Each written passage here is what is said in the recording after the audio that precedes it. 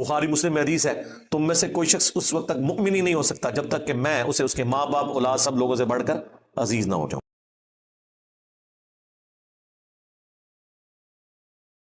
علوی قادیانیوں کا ذکر ہو رہا ہے تو آپ بتائیں آپ کو چھوٹا مرزا کیوں کہتے ہیں؟ میں تو اپنے آپ کو چھوٹا مرزا نہیں مانتا، میں بڑا مرزا ہوں، میں بڑا اعلیٰ حضرت ہوں، بڑا حکیم الامت ہوں۔ اس کی وجہ یہ ہے کہ چھوٹا مرزا جو ہے ڈسیو ہو گیا ان کے صوفیاء کے ہاتھوں۔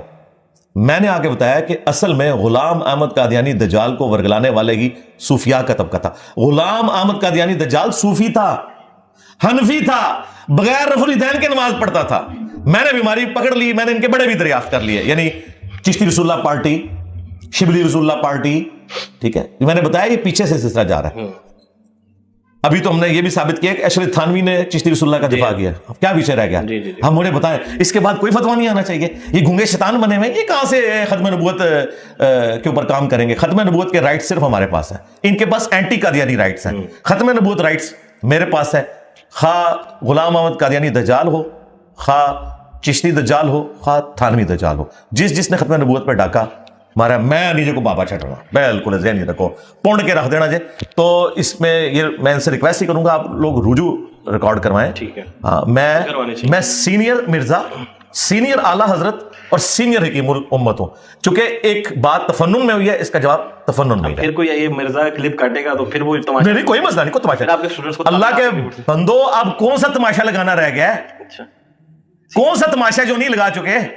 دیکھیں اب ہماری فتح ہے اللہ کے فضل سے، جس طرح غزوہ خندق کے موقع پر نبی علیہ السلام نے فرمایا تھا نا کہ اب مشرکین عرب یہاں نہیں آئیں گے، اب تم ان پہ چڑھائی کرو گے۔ اس سے پہلے بدر میں آ چکے، احد میں آ چکے، خندق آخری موقع تھا، چڑھائیاں سارے انہیں ادھر کر لی ہیں، کچھ بھی نہیں بنا۔ آخری بار یہ میری سفارش کے اوپر یہ بچے ہیں، ادروائز سب نے یہ حوالات میں جانا تھا، ٹھیک ہے، ہم سے آخری وقت تک میں نے کہا نہیں، ان کے ساتھ پازیٹیولی ڈیل کرنا ہے۔ میرے لیے کوئی مسئلہ نہیں تھا کہ میں ان کو پکڑوا کے تو اندر کروا دیتا، لیکن نہیں کروایا۔ اور یہ میں دھمکی نہیں دے رہا، میں ایک قانوناً بات کر رہا ہوں۔ یہ پاکستان کے قانون میں جرم ہے کہ کسی کے گھر کے بعد جا کے کہیں گے میں اندر وڑنا ہے، منو وڑن دے، یہ پاکستان کے قانون میں جرم ہے، اس کو ہراسمنٹ کہا جاتا ہے۔ اس ہراسمنٹ کو میرے لیے کیش کرانا کوئی مسئلہ نہیں تھا۔ یہ پولیس جو انہوں نے دیکھی اتنی زیادہ، یہ ہر درس میں یہاں پولیس موجود ہوتی ہے، اتنی پولیس ہر دفعہ موجود ہوتی ہے، تو ہمارے لیے کوئی مشکل نہیں تھا ان کے ساتھ کوئی ایسا معاملہ کرنا۔ اللہ کا شکر ادا کریں کہ ہم ان کو ابھی پازیٹیولی ڈیل کر رہے ہیں۔ تو اب انشاءاللہ تعالیٰ ہم نہیں کرنا، ہمیں کوئی فرق نہیں پڑتا، بڑھاؤ جنہیں مرضی کلپ، جتنے بڑھا دے اتنے بے عزت ہو جاندے ہو۔ علی بھائی چلیں اب ختم نبوت پہ تھوڑی سی بات کر لیتے ہیں۔ یہ جو غلام احمد قادیانی ہے دجال، اس نے واقعی دعوی نبوت کیا تھا یا جس طرح آپ پہ الزام لگتے ہیں اس طرح اس پہ بھی لگتے رہے؟ دیکھیں اس وقت کسٹوڈین تو اس کے موجود ہیں، دو گروپ ہیں، ایک لاہوری ہیں وہ تو کہتے ہیں نہیں کیا تھا، لیکن یہ آٹے میں نمک کے برابر ہیں جو مجدد کلیم کرتے ہیں۔ دوسرا جو گروپ ہے وہ کہتے ہیں کہ جی دعوی نبوت کیا لیکن امتی نبی، وہ کہتے ہیں آخری نبی رسول اللہ ہی ہیں صلی اللہ علیہ وسلم، یہ امتی نبی ہے۔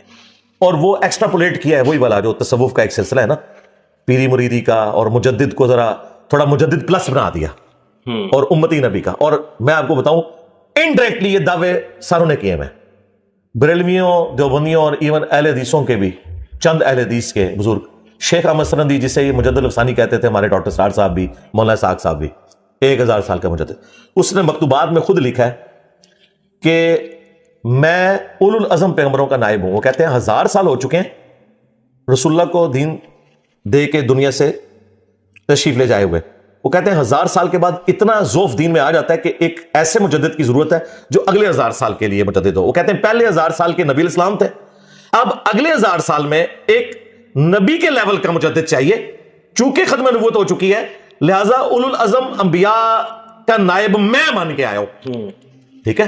اور یہ اس نے لکھا ہے، پھر اس نے لکھا ہے کہ اگر اس امت میں کوئی نبی ہوتا تو فقہ حنفی پہ عمل کرتا، اور ساتھ یہ بھی لکھا ہے کہ وہ فقہ حنفی میں سے ہوتا، اور پھر یہ بھی لکھا کہ قرب قیامت میں جب عیسیٰ ابن مریم آئیں گے وہ بھی فقہ حنفی کے مطابق عمل کریں گے۔ ہاں، تو مجھے بتائیں اگر شیخ احمد سرندی یہ سب کچھ لکھے اور غلام احمد قادیانی دجال اپنی کتابوں میں اسے کوٹ کرے تو چور کا کھرا کہاں پہ نکل رہا ہے؟ اگر چشتی رسول اللہ نکلے، شبری رسول اللہ نکلے، معاویہ رسول اللہ نکلے ہماری کتابوں میں، تو کھرے کہاں پہ نکل رہے ہیں؟ علی بھائی یہ جو اس نے بھی دعوی نبوت اچانک کھڑے ہو کے کر دیا تھا؟ نہیں، اسٹیپ وائز ہی کیا ہے۔ اس نے بھی کوئی پہلے برین واشنگ کی تھی نوجوانوں کی، پھر بعد میں جب نہیں، اگر اس کو آپ لیٹ کر رہے ہیں وہ حنفی تھا اور مرتے دم تک حنفی رہا ہے، حنفی پلس ہو گیا، اس وقت تو اور میں حنفی تھا, میں نے حنفی چھوڑ دی, میں تو بالکل 180 ڈگری ہوں. وہ بغیر رفع الیدین کے نماز پڑھتا تھا. میں تو بات ہی نہیں کی. نہیں میں ویسے بتا رہا ہوں نا, ہم تو سن کے بتا دیتے ہیں نا. اچھا, میں پہلے بغیر رفع الیدین کے نماز پڑھتا تھا, اب میں رفع الیدین سے نماز پڑھتا ہوں. غلام احمد قادیانی دجال پہلے بھی رفع الیدین نہیں کرتا تھا, مرتے دم تک اس نے نہیں کیا. تو وہ حنفیوں کا ایک فرقہ تھا جو کفر کی طرف چلا گیا. علی بھائی اس وقت دو بہت بڑے نام تھے شاید, مگر میں غلط نہیں ہوں, امام احمد رضا خان بریلوی صاحب اور جو دیوبند کے تھے وہ بھی تھے اس ٹائم موجود. تو علی بھائی ان میں سے کسی نے آگے ہو کر ان کو مارنے کی کوشش نہیں کی, قانون ہاتھ میں نہیں لیا؟ نہیں, اس وقت اس لیے نہیں کیا کہ انگریزوں کی حکومت تھی. ہاں, تو مناظرے کرتے تھے علی بھائی وہ. ہاں, مناظرے اس طریقے سے تو اسٹیبلش نہیں ہو سکے. کتابوں میں کیے ہیں مناظرے, ایک دوسرے کے خلاف کتابیں لکھی ہیں. پیر میر علی شاہ صاحب تھے, ثناء اللہ امرتسری تھے, احمد رضا بریلوی صاحب تھے, لکھتے رہے. آپ کے نزدیک اگر کوئی شخص دعوے نبوت کر دے آج کے دور میں, تو کیا اس کا علاج ہے کہ اس سے آپ علمی طور پر ہی بس قائل کرتے دیکھیں؟ ہم تو علمی طور پہ قائل کریں گے, باقی قانون نے اپنا راستہ لینا. تو قانون اگر نہیں لے رہا راستہ, تو کون ایسا بندہ جسے دعوے میں نبوت ویسے پوچھ رہا ہوں اس وقت اگر جب ایسی صورتحال آئے گی پھر ہم دیکھیں گے کیا صورتحال. چلے بھائی, جب اس وقت انہوں نے کیا اور یہ سارے آپس میں مناظرے لڑتے رہے, انہوں نے ان کو قانون ہاتھ میں لے کے کچھ نہیں کیا, تو آج جو ان کے ماننے والے ہیں جو قانون کو ہاتھ میں لے رہے ہیں, تو یہ تو پھر ان کی تعلیمات پر نہیں ہے نا. کون قانون ہاتھ میں لے رہے ہیں؟ مطلب امام احمد رضا خان بریلوی جو ہیں, انہوں نے تو نہیں اس کو پکڑ کے تو کاٹ دیا پکڑ کے. نہیں, اس کی وہ جسٹیفیکیشن دیں گے کہ انگریزوں کی حکومت تھی, ان کے پلے کوئی شے نہیں تھی. تو وہ انگریزوں سے ڈرتے تھے؟ بالکل ڈرتے تھے, کیوں نہیں ڈرتے تھے. یہ تو آج کل اتنے بات نہیں, مجھے بتائیں, یہ سارے بڑے بڑے دینتر بزرگ اس زمانے میں موجود تھے جب انگریزوں نے انہیں ناکو چنے چبوائے ہیں. نہ ان کی نگاہیں کام کرتی تھیں, بلکہ یہ لوگ تو چندے کھاتے رہے. اشرف تھانوی کو باقاعدہ چندہ ملتا تھا, مدرسہ دیوبند کو ملتا تھا. یہ بہت بڑی ہار نہیں ہے کہ مسلمانوں کے موجود ہوتے ہوئے اتنا بڑا ایک کام ہو گیا, اور آج اس کی لیگیسی دیکھیں چل ہی رہی ہے, پھیل ہی رہی ہے کافی حد تک. یار یہ کام بہت پہلے سے خراب ہوا ہے, ہم تو سمجھتے ہیں تصوف نے سارا کام خراب کیا. ٹھیک ہے, اتنی آپ جرت سے بولتے ہیں جو پادری سے, یہ واقعی آپ میں کوئی چیز ہے یا کسی جرت مند کا آتا ہے آپ کے اوپر؟ ہے نا جی, اللہ کا. اگر میں چرب زبان ہوں تو میں چرب زبان ہی کر رہا ہوں نا, بریلوی دیوبندی اور شیعہ علماء کی طرح اور اہل حدیث علماء کی طرح, کہ وہ علم الکلام کو یوز کر کے اور اس طریقے سے ایکویشنز کہ جی اگر تخت بلقیس آ سکتا ہے تو ہمارا بابا کیوں نہیں لا سکتا. تو میں نے اس کا جواب دیا ہے کہ عیسیٰ ابن مریم بغیر باپ کے پیدا ہوئے ہیں, دسو تو اڑا کیڑا بابا ہے جو پیو نہیں پہ لبدا. ظاہر ہے پھر یہی ہوگا نا, کیونکہ پھر اگر یہ کہیں گے کہ اس بابے کا کوئی والد نہیں ہے تو اس کا مطلب پھر کیا ہوگا.